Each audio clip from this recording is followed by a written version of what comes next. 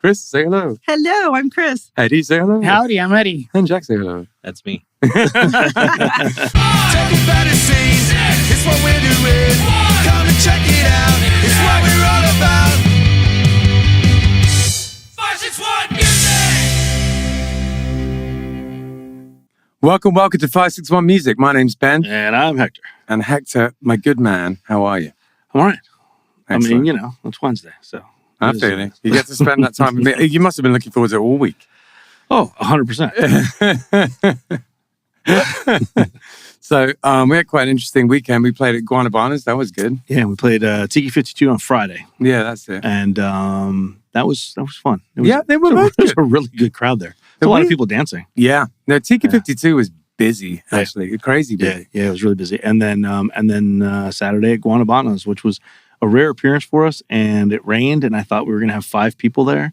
And then we started playing, and I don't know where they came from. I know. There was like 50, 60 people like right in front there. And They came out of the woodwork. It was crazy. Considering how much it was raining right before. I know. I thought that for sure we were going to have one of those depressing gigs and no one was at. Yeah. But it was the opposite. They were all dancing. I think we lucked out. I think there was a wedding reception nearby. Okay, I'll take it, man. Whatever, that works for me. So it was good. And then I played Guanabanas again the next day because I had a solo gig, which was, I mean, I love playing Guanabanas, but it was so hot, dude. Oh, God, dude, it's been brutally hot, man. Yeah. Brutally hot lately. Like, I think today the real feel down here was like 105 or something stupid like that. Yeah, no, it's ridiculous. I've never heard it be called the real feel, and I like it. The real feel. You've never heard that? No, I dig it. There's the actual temperature, and then there's the real feel. I knew it was a thing. I just didn't know it was called the real feel. That's pretty fun. That's cool. So like I took some video of myself at Guanabana because I'm trying to get a little bit of like solo. You were melting. Oh, I look awful. I look like I've been up for like 10 years. My hair's all over the back. I'm like bright red from the heat. It's terrible. Well, on the it's hotter than hell out these days. A note: I was out doing some real estate photography today. Yeah, and I was shooting a house. I guess Wellington or something. Yeah, shooting a house, and the agent was there, and the lady that owned the house was there. And I got to the point where I'd shot everything inside. I went outside. I was shooting the backyard, and then I went to the front. Of course, it's just blazing hot, and I'm dripping in sweat. And the agent comes out and says, "Hey, are you done?" And I said, "Well, I have to do the drone shots, but then I'm done." And so she excused herself and left at that point, which happens all the time. So I was doing the drone shots, and the lady of the house, if you will, comes out and says, "Oh, you look like you're so hot. Would you like a bottle of water or something?" And I said, No, I'm good. I said, "I'm finishing up, and then I got another appointment." She goes, "Well, the pool was like recently cleaned." She's like, "I wouldn't be opposed to you stripping down to your skivvies and jumping in and, refreshing yourself." I'm like, no, I'm good. Wow. So that's the kind of thing that only happens on TV. That really happened? It was so stupid. Yeah. I got in the car. I called my wife. I'm like, "You're not going to believe this shit." That's amazing. Yeah, dude. It was like, was she being ridiculous. nice or was she being like nice? I don't know. Hard to tell. Yeah, it is hard to tell, man. It was too hot. My brain was fuzzy, but I was like, did that just happen? Like, did I just was that a mirage? Like, did that just happen? Yeah, it's just the latest adventures of like insanely virile, sexy Hector. So weird. So weird. Wow. All right. Well, yeah, it continues, I guess. Yes. So, we have Stereo Joule with us today. How's it going, guys? Hey, how's it going? It's great. Good. Yeah, but Chris, Eddie, and Jack, and it's this way around. We have Chris, we have Eddie, we have Jack. Why don't we say hello one at a time? Chris, say hello. Hello, I'm Chris. Eddie, say hello. Howdy, I'm Eddie. And Jack, say hello. That's me. Are there any more of you guys, or is this the full band? We're missing our drummer, Josie. Okay. Yeah. Cool. Did she feel sad that she couldn't come? Is she all right about it? She's a he. Oh. But like truly a he. It's just interestingly his name is Josie, but he goes by Joe Smooth, whatever. But it's actually a guy. He was at a pool. He's sad now. Yeah, he was also at a pool, but they told him to put more clothes on. Oh, Josie, we don't mean that. Okay, so Josie, first off, sorry that I thought you were a lady, and secondly, you are missed. But so why don't we jump in and just how did you guys become a band? How long have you been a band, and how did it all start? So we've been Stereo Joule for about 8 years now. Eddie and I have been writing for a really long time. And then Jack joined us about a year and a half ago. Joe's been with us about a little over 2 years. But, just life happens. So people, come and go. And then we have like alumni parties and everybody's on good terms. And, we'll have like all bass player night and it stuff sounds like that. awesome. So, but we've been together as this band. 8 years, Okay, that's quite a long time. We've been a band for a long time too, and a similar situation. There's been different. Some would say too long, but that's just me. Did you guys have a bit of a reset of the pandemic, like a lot of bands do? I definitely did. I think we just kept writing, kept recording, and just waited for things to open up. We had a lot of plans in 2020, things that were already scheduled and set up, and then poof, it all went away.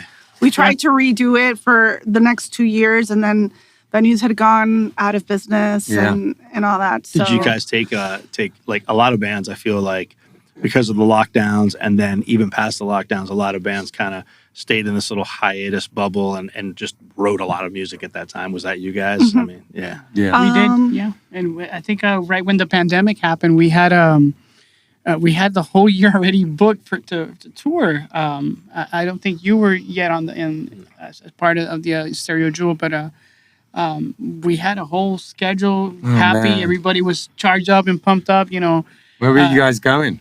We have routed all the way from South Florida all the way to West Virginia. Gotcha. Nice. Yeah. 8 stops. Yeah, a lot of cool Southern dates and block stuff. type tour. Yeah. Mm-hmm. Cool venues with some cool bands, and then most of those venues, no longer exist. Yeah, a lot of venues went away. Even some of the bands. Were you able to revisit and rebook another tour since then, or not so much? It's been a bit hard. Yeah. Chris and I will go and do like we just came from Tallahassee this weekend and played a couple of acoustic shows. Gotcha. But we'll go and play. If we're traveling and stuff, always seize the opportunity to go and play different venues that we're visiting. Acoustic stuff, because we're really more the stuff that we do is more backing tracks, electric guitar, bass, all charged up. So. Oh, cool. Mm-hmm. That's the great thing about doing those kind of gigs is you don't need much stuff to do them. You can just show up, and when it's the full band, it's a bit of a different matter. It takes a little bit more organization for sure. Mm-hmm. So how long have you guys been playing out of state? Like, how long have you guys been doing that kind of thing? We've been doing that since about 2018, I want to say. Okay. Where it's just wherever we go, we always take a guitar. Yeah. And sometimes we're like, can we play? And they'll be like, no, you got to book it. Or, sure, take that corner. And so any opportunity we have, we take as far as like booking in advance, if we know we will book it in advance. But that tour was kind of tough to pick up from because venues went out of business. Yeah. And just there are a lot of logistics that go into booking a tour that I think are really underestimated. Sometimes I think it took us about like a good 6 to 8 months just to book those 8 days in a way that worked. Yeah. Well, and route. That's the key. You gotta figure out where you want to go. You have to you have to set the route up where it makes sense, where you're not bouncing around everywhere. Right. You have to find venues in those areas that fit you guys that you fit. And they have to have the dates available. And if you don't do that far enough in advance, I've been in that situation where I have one open date on a tour that we're setting up, and I'm, hitting everybody up, and all of a sudden I'm like 3 months out, and I'm 2 months out, and I'm a month out. And they're like, "Bro, like you should have booked this 6 months ago." And I'm like, "I know." Or you'll have like, I remember when we were booking that one, we really wanted to do Tennessee, and we couldn't fit it in, but they came to us on, we've got this Thursday, and we were going to be like on Virginia Beach. Sure. I was we couldn't make that happen. But there's so much back and forth in that. Yeah. So much. And also the venue has to, has to meet the requirements, I guess sound wise, because I mean, we've played out, we've gone to venues that they have like one PA speaker, and we're like, okay. Yeah, dude, I've played a venue. I'm not going to embarrass them on here, but recently where they had a PA, but they had nothing in the way of monitors. It was just like It was just not even one, not even one monitor. Yeah. Luckily, we just had like a couple in the back of the car. It's like, you know, I feel like it's hardly asking too much for like one monitor. Well, we've gone out on tours and stuff where we didn't necessarily need our PA. Like everywhere we were playing had something for us to play, but the guys were like, you know, Ben and James were like, we should bring everything, and I'm glad we did because in a lot of cases we're like, oh yeah, this isn't going to work. We need our stuff. Right. And I think that's happened. When we go play out on venues, it's we always check like our drummer. You know, Josie keeps us in check, man. Because you know, like I said, we use backing tracks. Yeah. Sure. And you know, if the iPad fails, okay, we have a backup in case it fails. If there's no DI box, because you know, enough DI boxes on stage, so you know, the drummer is always, you can count on the drummer. Oh, you can count on Josie also. Josie always bring the drum kit and everything. He brings everything, man. He's like best drummer in town. Yeah. You know? Oh, cool. We had Justin was yelling through the door a little while ago about the Nirvana tribute. Justin and I used to be at a Nirvana tribute a long time ago, and Justin, I don't remember if this was you or if this was Nick, the other guy we had before Justin, but we went to a club in New York that we were playing, and it was a one-off like weekend thing. So we weren't driving all the way to New York for one date, so we flew in, and I think it was called the Pyramid Club, where Nirvana had actually played at one point. So we were really excited about that. Mm-hmm. We asked the guy 1,000 times, you know, what do you have? What do you have? What do you have? Oh, backline this, backline that. We got a full kit, blah, blah. Yeah. And then when we got there, the full kit was the kick drum, one tom, a hi-hat, and a cymbal and a snare. And then the kick drum, well, first of all, the tom, the head was torn, so we had to turn it upside down and play the other side of it. Right. And then the kick had a head where the mallet hits, but it had no head on the back. It had nothing there. Oh. Yeah. And they had a cinder block sitting inside of it so it wouldn't slide across the stage. Like that was their kit. That was their backline kit. Yeah, the kind of like a junkyard, like sort of. Oh, it was so brutal. So brutal. We didn't bring anything because we were like, oh, it'll be fine. Yeah, like you said earlier, I'm not going to say names, but there's a venue that our previous bass player, for some reason, he got us into using in-ears and an X32 system. We did that for a bit. It was awesome. Just like, it was awesome. You know, we've got an XR18. We used that for the, and for a while we were using the in-ears, but we've gone back to using the monitor, but they are fun. Yeah. It's a lot of fun, man. Having your own mix and stuff. Yeah, you had your own mix. You know, we have visuals too that, you know, in our show, you know, that where we're playing, there's some visuals going. He synchronized it. So everything was synchronized. Like when we do it now, it's very like plug and play, you know, it's not synchronized, but it's fun because it's like, I find myself playing sometimes like, oh man, that's some cool shit that we put back in. But there was a venue that we had set with two other really cool bands, and we kept at our old bass player was asking, hey, can you make sure that they have this type of board and they have this and this and that? And I was like, all right, it's confirmed here. We got to the venue and it was like, you know, like an analog board. Right. And we were like, oh shit. But we made it, you know, like we made it happen, you know. I think sometimes they don't even know what they have. Sometimes they're not sound people. They're bar owners. And sometimes they just don't even know what they have. No, exactly. Yeah, they're like, we got gear here. Yeah, it's fine. It's fine. Come on by. Bands play here all the time. There's a speaker. It's fine. So is it Josie who makes the backing tracks as well? Who makes the backing track? We had the files when we went to the studio when we recorded, so everything was imported into you know, either like stems or whatever. Yeah, the stems. Yeah, like he uses his pad, and he also he's a beast. Yeah, he's because the reason I ask is I'm the one who organises the backing tracks for one of the bands I'm in, and I know how, you know, it's kind of a big job, especially getting it to the place where, you know, the drummer's happy and, you know, everything's the right volumes and everything. Yeah. Do you guys have any sort of studio abilities or home studio stuff or anything like that? Jack has a really cool setup in his house. I'm always like, when are we gonna go rehearse at your house? Yeah, it's like I've never been a drummer, but I could be a drum tech. Like I have like great drum set. You know, I always tell people it's like, you know, I didn't get a house with 3 rooms just to live alone, but I did get it to have a studio. I hear that. For sure. Right? Cool. Like, screw you, Mom. I'm not gonna make all the noise I want. Exactly. Yeah. 2 of the rooms On out of my my house are terms, turned yeah. over to that. Yeah. For But sure. eventually I want to do the whole setup. Have the Nice. the mics, but money, right? Oh yeah, one day at a time, one foot in front of the other, and get there. The studio situation at my house is always evolving, it's growing slowly but surely. Slowly taking over the house. Yeah, exactly. Yeah, Yeah. it's a lot of fun though. All of that. Like, have you ever recorded anything at yours? Yeah. I mean, I'm a bit of a band whore, if that's used anymore. But The village basis is what we call the village it. basis. Yeah, that's so with a few of the bands, we'll bring the stuff and we'll be like, hey, let's record here. Let's just record it here. So sometimes in my house, usually it's been in other people's houses that have a somewhat of a setup. I think I'm lucky I live alone and hurricane impact windows, so nobody hears it. Yeah, there you go.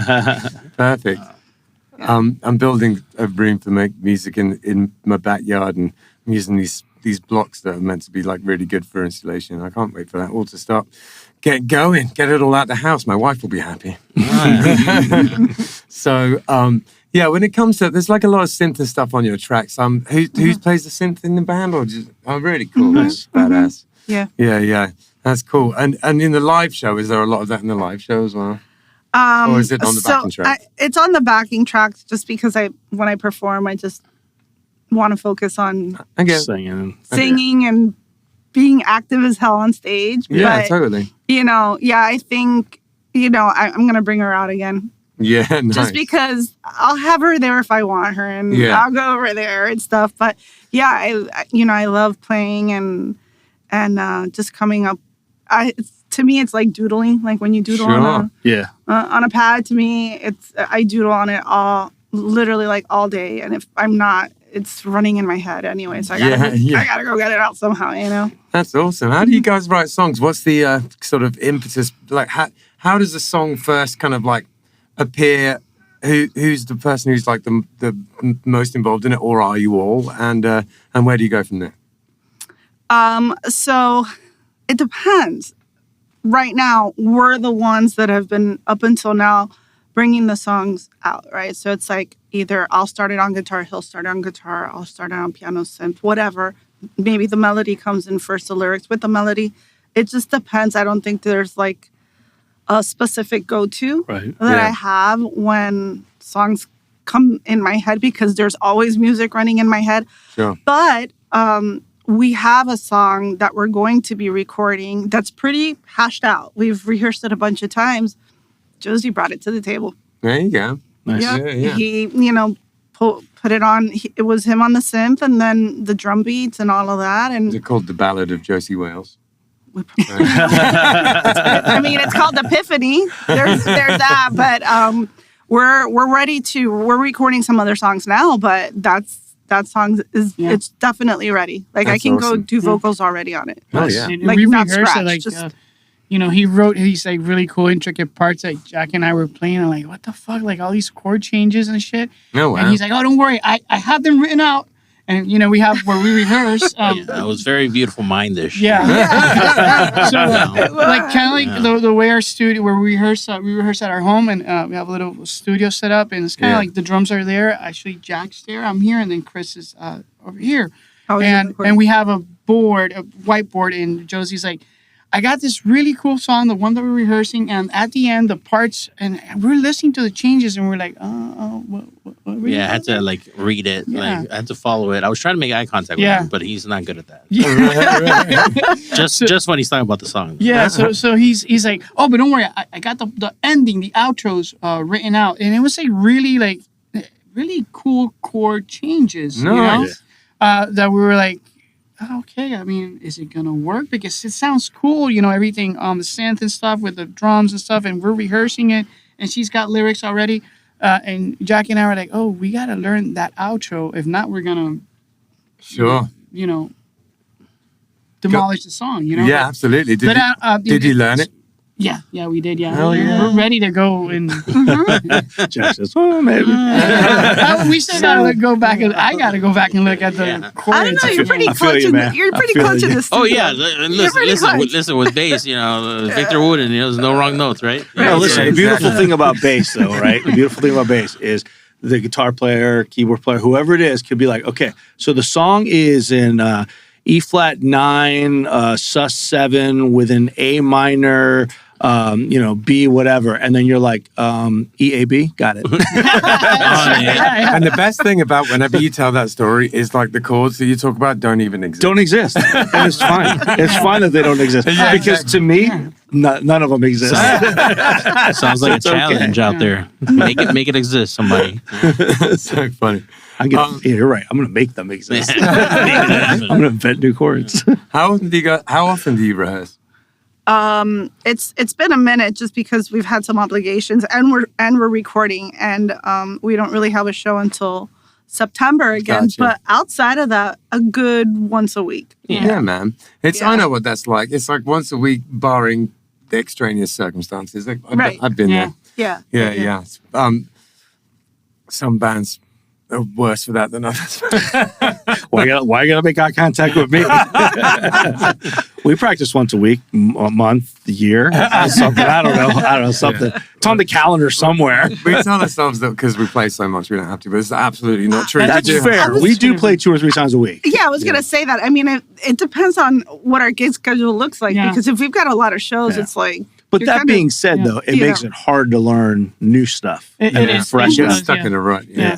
Because, like, for example, our set list is... it's pretty formatted, we have, we'll switch stuff around and in the middle of the set, we'll throw, some of our songs will go into like extended jams of like that. We'll mix in a little bit of Hendrix. We'll mix in a little bit of, what else we throw in there? Tool. Radiohead. We throw some Radiohead, some Tool. Metallica. We've done Metallica. Yeah. So nice. Beatles. So we'll just rehearse that section, but since everything is like kind of formatted and, our drumming, we got a click going on, so visuals and stuff. Everything is like 1, 2, 3, 4. All right, cool, we're done. Thank you. All right, but like you said, you got to find time to squeeze some new stuff in, which is kind of like what we're doing right now. Nice. When you're working with the backing tracks, especially our songs, you're like you got to stay in that box. Yeah. For sure. And it's a little, but not every song we perform live is. We're using backing tracks. Sure. We do have some songs that we don't. The encores in the band that I use backing tracks for, algorithms don't have a click, so that we can mess around in the encores. Yeah. Listen, talking of you guys playing music, which I suppose is all we've been doing on this podcast, as that is the theme of the podcast. Why don't you go and play us a couple of acoustic tunes? Sound good? Sure. All right. Excellent. Let's do that.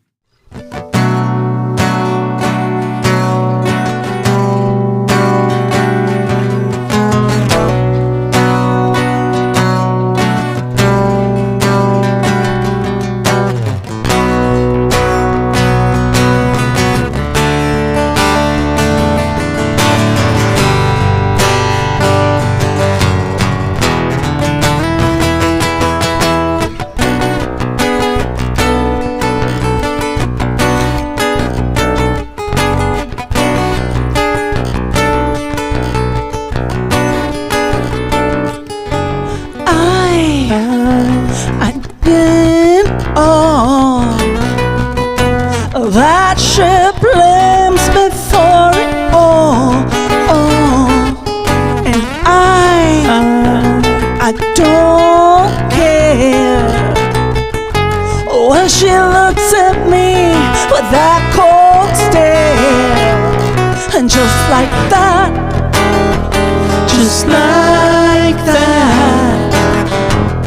she turned her back to me and said it's time to leave. I don't wanna hear your bitching anymore. I don't wanna hear or see you. I don't care what you've to say. I'm not gonna let you squeeze me anymore. Don't think that I don't bleed, 'cause you don't hear me scream.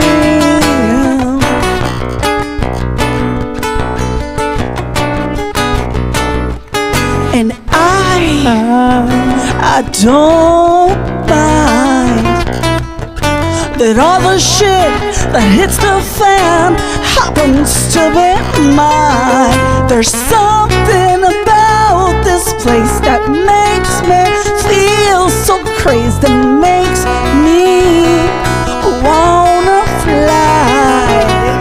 And just like that, just like that, she turned her back to me and said it's time to leave.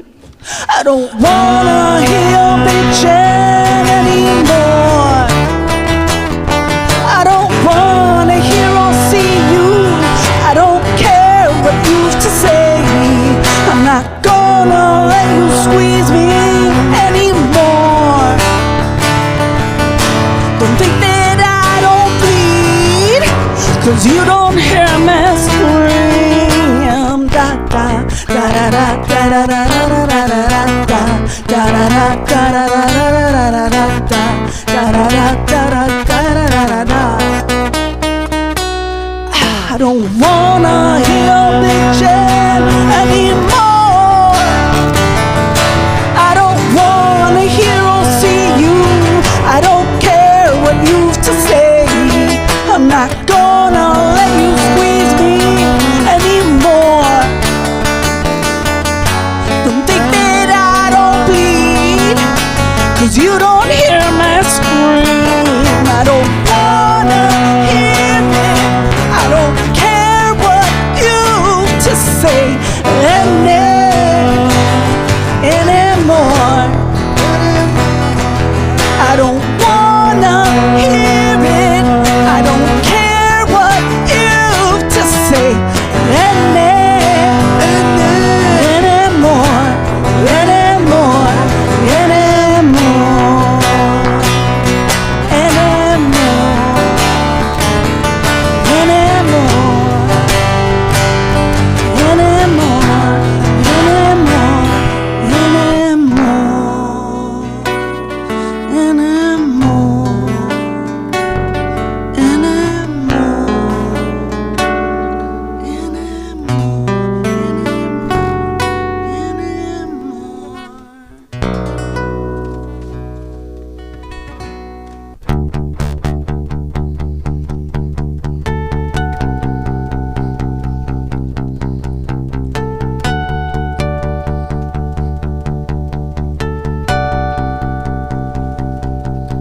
What I believe is that you and me are an interval of everyone and anything that falls in between.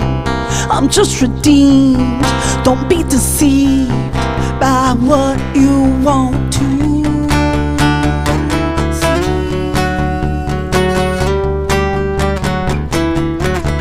Then there are days that what I crave is easily interpreted as being misbehaved. But anyway, who gets to say that anything I do or don't do has to be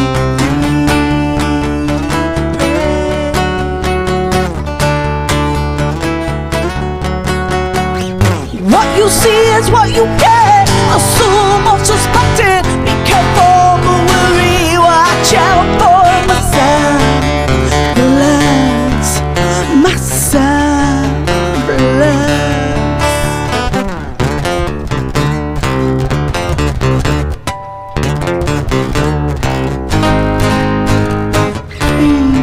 From saying things, but don't mistaken by silence for being underplayed in any way. It's such a shame that sometimes he who speaks the loudest has the least to say. What you see is what you get. Assume or suspect it. Be careful, but worry. Watch out for myself. Blends myself. Blends.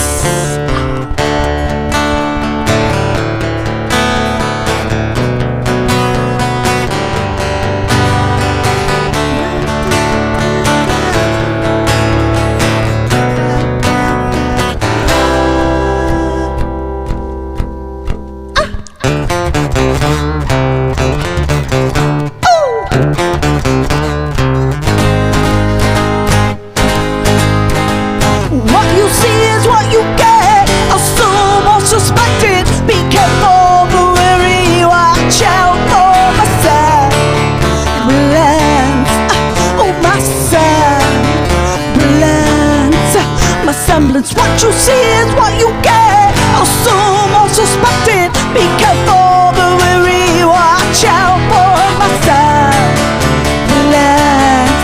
Oh, my silence.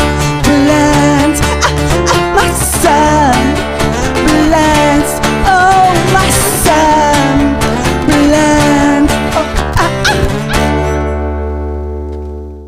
Oasis route Kava bar is in Seagrape Square on Indiantown Rd, and it is a Kava bar. If you don't know anything about Kava, it's a Polynesian root that you grind up and you mix with water, and it has been in Polynesia for potentially thousands of years. It's an old thing that they used for kind of ceremonial and also sort of leisure purposes. It's meant to be something where, you know, that brings people together. You all take a shell of kava and chink them together and say bula and have it together like that. It's meant to be something to bring people together. It has a kind of an effect, which is, I guess, a kind of a slightly warming effect. It just kind of makes you feel nice. It's not particularly intoxicating. It's not like drinking alcohol. So the atmosphere in a kava bar is sort of like a cross between a regular bar and a coffee house. It's pretty chill in there. You get all sorts of different types of kava bars. Some of them are more like a club, you know, there's sort of like blacklight and EDM playing, and some of them are more like a cafe. This is one of the cafe type of ones. It's super chill in there. If you're looking for somewhere to, I don't know, maybe go and do some work on your laptop or go and have a chat with friends, it's perfect for that kind of thing. There's a foosball table in there if that's your jam, or baby foot as they call it in France. Yeah, Jim, the owner, is a really cool guy, and he has very kindly sponsored our podcast, so thank you very much for that, Jim. They also do a poker night in there, all sorts of things going on at Oasis Route. 561 Music is sponsored by Live Music Community. It's where we film the podcast that you're listening to right now, and it's also where I work. Gavin, Hector's son, was a student here for a long time, and in many ways he's the musician he is today because of the teachers at Live Music Community. We taught him not only about his instrument, but also about being in a band, and his band Unemployed Youth accomplished a lot of goals, mostly band etiquette, how to work together, and all of the nitty-gritty that goes into being in a band on a day-to-day basis. The student signs up for lessons, learns their instrument, joins a real band, and decides the direction it goes in. And we can take people from very young age, 6 or 7 years old, all the way up to 80. There's no age limit here. We run an adult program for people who want to be in a band as adults, but really the main focus is on the kids and getting them playing together and in bands. We are also a studio, a live stream venue. We can record audio or video. The Killbillies live album, Warts and All, was recorded here. It was recorded during a live stream that we did during COVID. Justin had a great idea to record live streams during COVID. A ton of bands came in, and it was a real success. Outside of that, we can record albums, we can help you with your EPK, and we have full audio-visual capabilities here. LMC is in Palm Beach Gardens on the northwest corner of Military Trail and North Lake Boulevard. And if you go to livemusiccommunity.com, you have all the information you'll need right there. Okay, so we were just listening to that ad from Live Music Community, and at this point in the podcast, I always ask the guests, do you have any advice or tips for upcoming or new musicians or young musicians? Yeah, sure. I think the very first and most important thing is to be yourself. Definitely, because if you're not being yourself, it's going to show. Yeah. So just be yourself. Commit to your music, you know, be unapologetic. This is me. This is what I bring to the table. This is my music. And I think obviously practice your instruments. And I think once you do that and you stay true to that, everything follows after that, I think. Being yourself on stage and being yourself when you're making your art as well, just makes, when you're actually in the process of performing it, it's such a good feeling, It's like you're really... there's that sense of becoming when you're up there and people are liking it and you're like, this is the real me. It's a good feeling. Yeah. I mean, I think the best thing anyone ever said to me was like, I really feel like that song might have been about me. And I'm like, oh yeah, wicked. And it was a stranger. It wasn't like someone I know saying that. It was I know like, what you mean. That they just, and I'm like, okay, so it spoke to you. That's pretty cool. Absolutely. Cool. The nicest thing anyone's ever said to me was at Paddy Max about 3 months ago. And he said, your lyrics matter. And that's so sweet. I have such a nice thing to say, isn't it? I remember that. That's it's really awesome. Stayed with me, man. Nicest thing anybody ever said to me was, get out. That's absolutely not true. Okay, I say nice things to you all the time, and it makes you awkward. And it makes me very uncomfortable, so please stop. All right, Eddie, you got any advice for anyone? Just practice your instrument, Yeah, man. Stick to it and, learn everything that you can. I see, like, YouTube is so, like, full of amazing musicians that, that just, I see guitar players, bass players doing stuff that I'm like, wow, that is so cool. Yeah, totally. Because for sure. it's there and it's fun. And then I hear people saying, oh, but you learned that on YouTube. And I'm like, who gives a shit? I mean, you're having fun playing YouTube music. University, baby. Yeah, I teach guitar, but sometimes, like, part of the lesson will be like, I saw this incredible YouTube video, we should learn this thing, because there's some great lessons on YouTube. It's a tool. There's some cool stuff. And I see, like I said, a lot of players doing really cool stuff, drummer, every type of, it doesn't have to be just, rock outfit, but, all kinds of instruments. So, practice your instrument and, stay strong and keep practicing, Yeah, man. Plus, I think there's always something to learn. There's always something new to learn. So and you should explore. I've been playing guitar for a minute now, and I just picked up, we're recording now. And again, it goes back to somebody tell the person who's tracking our stuff, he goes, you're going to do banjo on the songs, right? I'm like, I don't know how to play the fucking banjo. And he's like, but you play guitar. I'm like, yeah, I don't want to butcher the song. He's like, you're not going to butcher the song. You just, here's the banjo, take it home. Nice. And he goes, go on YouTube and learn the 4 mid chords and so anyhow, learn other things and practice, dare to explore. Cool, exploring the banjo. The banjo is a funny instrument because it's like simple and hard at the same time. The right hand is the hard, But James, our banjo player, is he's doing a great job with it. Just that the difficult thing with the banjo is consistency, maintaining that just rhythms, constant. But if you, it's definitely a huge start if you start with. But James was a bass player originally, and I mean, still is. But he's a bass player originally, and decided to pick up banjo for Killbillies one day, and it's been 5 years now, maybe 6 years. So he's straight bass. I've seen the videos. That's why I asked you all earlier. Like, but he's mostly self-taught. He's gone to a couple of like banjo camps and things like that to learn from some guys. But most of it has been YouTube and self-taught, and he kills it, man. Yeah, absolutely. And it's fun. And again, it's as a guitar player, you pick something up that has strings, and you're like, oh, I'm gonna learn how to do this. So just practice. You can make it sound like whatever you want, because I saw this band called Show Me the Body. Okay. And it's a bassist, a drummer, and a banjo player, but he distorts it, but the energy that he brings, it's like incredible. Insane. I believe it. Just nuts. So you said he was a bassist. I played guitar like forever, and then in one of my bands, when we would play covers, I would jump on the bass because the singer wanted to like do her thing. Sure. And then they're like, we want you to play bass. And I'm like, I have equipment for like a decade of guitar stuff. I don't have any bass stuff. Yeah. But like it gave me a new lease on music life. Yeah. So I feel like, don't be afraid to like try new things. Yeah. And then also like if you feel like you're not good or talented or whatever, like I always think of certain guitar players, certain musicians that you compare them to others, and you're like, oh, they're not as good, but like nobody in the world sounds like that person. Like absolutely, like nobody sounds like Meg White, right? Like that White Stripes sound. Not that I'm a huge fan, but like that sound, because she was playing the drums there. Totally. Or like you listen to like you were talking about the other day of Joe Perry and like comparing guitarists like that to like more skilled guitarists, but like it's like messy, but like nobody in the world plays like Joe Perry. Yeah, he definitely has his own thing. That's for damn sure. So like everyone has their sound. So like hone your sound. Yeah, and to a large extent, it's an art form. It's subjective. There's no empirical right and wrong. Exactly. Really. That's true. No rules. Yeah. Yeah.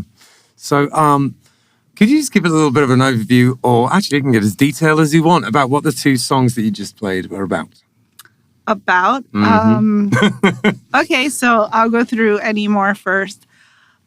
The funny thing about Anymore was that Eddie was throwing around, I don't want to hear your bitchin' anymore. And then he was like, I like that in a song. I'm like, I can write around that. Yeah. And so I just, was able to take that phrase that he kept singing. And I feel like he was singing it for years, right? Right. It wasn't about me, by the way. But yes, singing. And I was Singing. and I was just like, okay, I can write about this. And sometimes I don't even need an inspiration for that. I just got that one phrase and I'm like, all right. So, how about we make that about just not wanting to put up with someone's shit anymore? Yeah. Like, I'm just tired of you. And I don't even care what you think about it. I'm just tired. I'm going to move on. Yeah. I'm not going to let you do that to me anymore. So it's just kind of like, I guess it's about drawing, a hard line in the sand. Yeah. With whoever. It doesn't have to be a significant other. It could be a family member or people at work. Band member.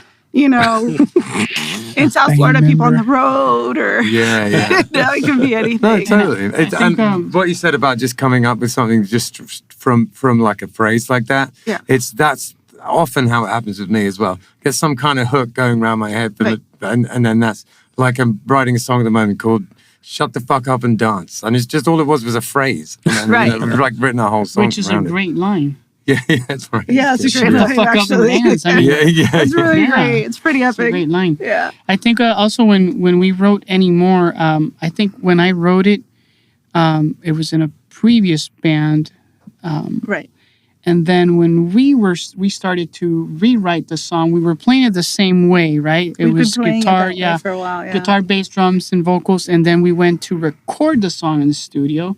And it did not. It was more. I guess it was more up tempo. The original version, more loose. I want to say. Also, but when we recorded, we were like, okay, since we're recording these set of songs now, we're gonna have a different approach of how we're recording these songs, right? Yeah. Adding elements of electronica to it, 808s, synths. Sure.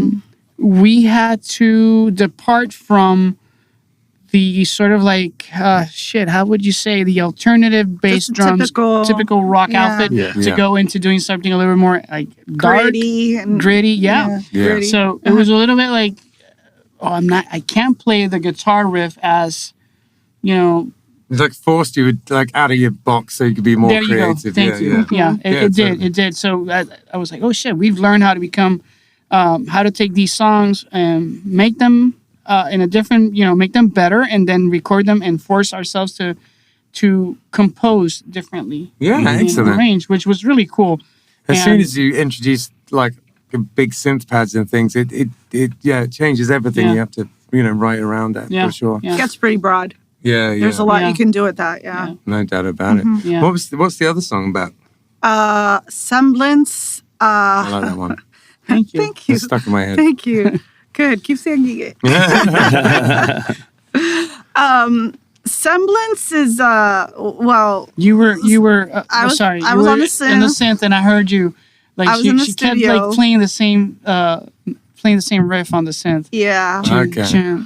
I was like, I went into the studio. I was like, "What are you jam? What are you doing? That sounds so cool." So yeah. So I probably sat in the studio for a good 4 hours. Right. And I was stuck on that riff, and then eventually I was like, okay, I've got this great verse.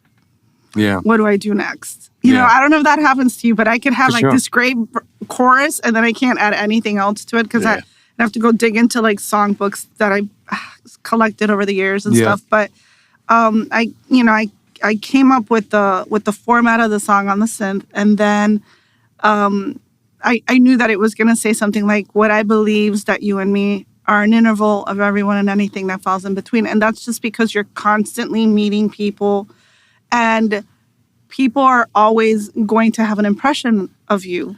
Sure. It could be great. It could be not so great. But in just like that one moment that you meet a person. Mm-hmm. And so Semblance is about things that may seem a certain way, but they're not. Yeah. And so it's like you could I may not be what you think I am. For sure. And whatever. But then at the end of the day, it goes back to how I'm just unapologetic about everything. And I'm like, what you see is what you get. Right. Yeah. No, I like that. The funny thing about the way we all view each other is like 90% of the time, the first impression that we have of someone is who we just think they are for the rest of the time that we know them. And it's almost definitely never true, you know? Right, so people are so often very different to people to who you think they are. Cool thing to write about. Thanks. Yeah. Thank you. No, my pleasure. So we have a picture of your guitar, don't we? Why don't we take a look at that? Yeah, that's a Telecaster. It's beautiful. Really cool guitar, and I'm proud to say that I'm endorsed by this company called Pure Salem. Yeah. The owner, Rick Sell, really nice guy. Met with him a couple times. Has amazing gear. You go into his studio, and he has like shelves of pedals, amps, and he designs and makes these guitars. Wow. That's awesome. What a pretty guitar. I love this guitar. He says to me one day, well, try all the guitars that the Pure Salem ones, and, you know, I'll tell you what I think, but he's left-handed. So he said, I want you to play all the models, and I'll tell you what I hear when I play, if it matches what you're doing. Right. And you let me know. So we came down to two of the models that he had. It was this one called the Betty. Yeah. And the Reverberation, which is sort of like a JP style guitar. Okay. Jazz player. Yeah, gotcha. Jazz master. Okay, gotcha. And they both played amazingly. And I think at this show here was I think was it Las Rosas? Yes, sir. I think we played with you that night. Yeah, as a matter of fact, one of my other bands. One of the other bands. That's just classic, like sort of what happens when you're in your home state. The amount of shows I've been playing lately where I'm like in like more than one of the bands. You know, that happens. Yeah. So he came out to see us play that night, and I used that one and the other model. And he comes up to me, and goes, "Take the Telecaster. It sounds amazing. You've played most of the set with it." So I think there's one of the songs that we play that it's on drop D tuning. Yeah. So I had set up the other guitar just in drop D tuning. Yeah. And he told me, I could just tell you were just very attracted and very, fused in with the Telecaster. Nice. So I was like, oh, all right, so thank you so much. I gave him the guitar back. He's like, oh no, stop by my house tomorrow. I was like, okay. So drove all the way to his house, and we again jammed for a minute. Took some videos and stuff. I think he put some stuff up on Premiere Guitar as well. Cool. Which that was cool, and I got like a lot of hits that day on my page, right? So that was really cool. Does it have underneath your hand there? Does it have any other? Is that does it have a humbucker under there, or is it got a little lipstick humbucker? Nice, okay, really nice, yeah. And then the single coil. Yeah. So that's what I was hoping that it would have a humbucker in there, and it does. That makes it like just the perfect really, to that point. Yeah, it sounds amazing. The switch, yeah, three positions to switch. We're gonna geek out here because I love. Please do. Okay, that's what we do. Has 3 different selectors, and then obviously you could split the lipstick humbucker. You can split it. Yeah. On the bottom position, and then the single coil. Yeah. So I love this guitar. I think I took the pick guard out, so it's all blue now. I think here you. Okay, that's cool. The being able to split the humbucker, if you could do that on there, then that's at that point it's my dream guitar. I love telly-shaped guitars. Yeah. But literally the only thing I would do if it was my guitar is like have a natural finish. But outside of that, that is just I love tellies. I love tellies, and I love tellies with one humbucker in. That's like an ideal guitar for me. I love it. It's the only telly I think I had, and I've had maybe 2 tellies in my arsenal of guitars, but this one, I love how it sounds. It just sounds amazing. It's like no other Telecaster. So he was just like, hey, take the blue one. It matches your Stereo Joule little blue lightnings on the logo. Oh yeah. Cool. So and then he's like, I'm gonna put you on the website. And I geeked out. He's like, I'll put you as an artist in Pure Salem. Sick. And I was like, oh shit, really? That's awesome. And then I have all my friends asking like, hey, can you tell him to hook me up with one of the guitars? I'm like, there's no hookup. There's no hookup. you gotta build a it. relationship. Yeah, and, exactly. You gotta, but again, I love this guitar. I'm very proud of, to me, it's an accomplishment because there are other artists in that that use these guitars that I look up to. Yeah, wicked, man. Yeah, that's really cool. Yeah, it's awesome. really cool, and I'm very humbled by it because he has some really cool new guitars out now that I'm just dying to try. Yeah, Nice. man. No, I've got to check them out. I've got, got to go take a look at those. So, what have you got? What have you guys got coming up? What's in the pipes for you guys? So in the studio now, I think we're just about done with the first song. We've laid out all the songs now. It's going to be 4-song EP, all acoustic. All acoustic, nothing electric. Interesting. Even like not even processing vocals. We're we're duplicating. Like right now, the one song we're wrapping up. I did the lead. He's doing some backing vocals, and it's called "Take Me." And so it says "Take Me" a lot. And I'm like, Jack, why don't you go drop some "Take Me's" at the studio? Just because that way it's a little bit of everyone being in it. But all of these songs are going to be acoustic, like nothing electric, just to. And initially we were like, is this going to be like a different outfit altogether or what are we going to, and then it's like, no, it's going to be the same 4 people. So, why, so exactly. it's just like a separate little EP. And you can overcomplicate these things sometimes. I think that's the best way to do it. Yeah. Plus it makes us more versatile. We do a lot of acoustic shows with Jack and he plays guitar too.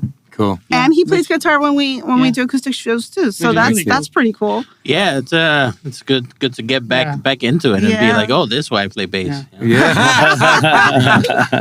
I love it. Well played. It's really cool when he gets on the guitar, man, because I'm like, all right, another somebody else, it's a different it's different, It's a different sound. Well, 2 guitars versus, but it's a whole different thing because you can. One of the things I love, I'm in a band with like two of us on guitar in it, and it's a lot of fun because you can do all those like 2-note solos and all that kind of thing. And the parts that just mesh into each other. So fun. Yeah. It is fun. Yeah. It is fun. So we've got four acoustic songs. Then we've got the one Josie brought us, which will be like this typical gritty Stereo Joule. But we'll always find ways to do the stuff acoustic. Like those songs are not from this new EP we're doing. Yeah, they sounded great. Exactly, yeah. Oh, thanks. Yeah, it's fantastic. And then outside of that, we do every second Thursday at Bar Nancy. Okay. We host original nights there. Nice. Where we invite it just has to be an original artist. Sure, right? yeah. And so it's kind of like a little showcase that we do. Excellent. We've got Luna Star Cafe September 9th. Acoustic, right? We're doing that'll be acoustic. And we're hoping to do these new songs. To do these new songs by then. Okay, gotcha. Because we'll be away for a little bit too, but it's just always recording, always performing, always looking for Are all things. your shows are they pretty much all just original shows, or are they? Yeah, okay. Mm-hmm. So you guys aren't going out and doing like the 3 hours of for the night and The everything. fish sandwich music. Yeah. I mean, I'm pretty happy to say that once we've got these last what are now 5 songs, we could easily do a good hour and 15, hour and 20 minutes if we had to. Yeah, nice. And that I think that sets us up for some pretty cool shows. But we kind of stick to originals. No, that's awesome. Yeah, man, stick to your guns. That's cool. Coming from a man who has played so many covers to so many people that I don't even know which way's up anymore. Not Joe. Joe plays covers. Okay, gotcha. He plays covers, yeah. I have to say, it's been very, very nice to meet you. You guys are all really sweet. And thanks for coming up here and hanging out and talking to us and sharing your music with us and playing in the studio. We really appreciate it. Yeah. We've got a couple of gigs coming up. What have we got on the horizon? So I'm playing at the Square Grouper with James on Saturday. And then I'm playing at Golden Juicery from 10 to 1 on Sunday, which is a little breakfasty type place in Juneau. But that's it, isn't it? That's it, man. Yeah, no Killbillies no Killbillies this weekend. It's bonkers. Yeah. You can go to Disneyland or something. Tell me it was a good time. All right, nice one. Thanks so much for coming. Thank you so much for having us. Yeah, thanks for You guys being are here. great. Awesome. We had a good time. Thanks, guys. See ya. Everybody sing, it's what we're doing. Come and check it out.